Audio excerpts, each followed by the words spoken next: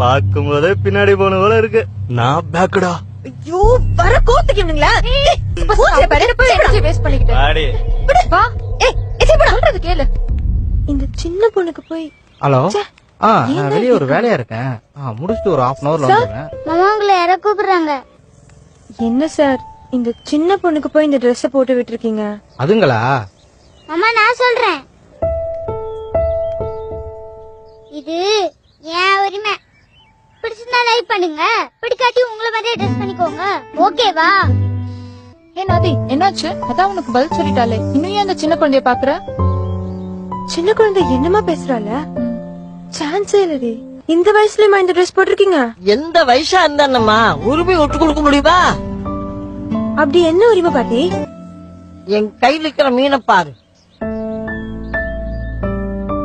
இதோட விஷயம் இருக்குமா?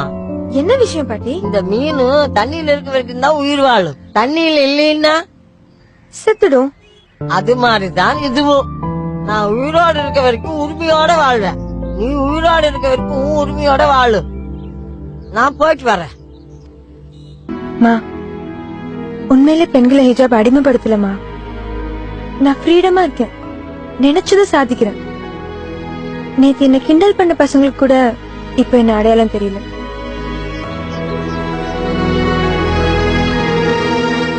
எஸ், ஐ எம் வித் ஹிஜாப்.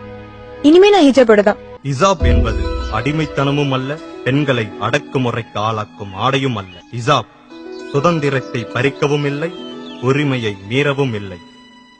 உரிமையை பேணுபவர் பேணட்டும், பேணாதவர் வாய்மூடி இருக்கட்டும். ஒவ்வொரு பெண்களின் கவசமாய் இறைவன் கொடுத்த பரிசுதான் ஹிஜாப். ஹிஜாப் அவளின் உரிமை.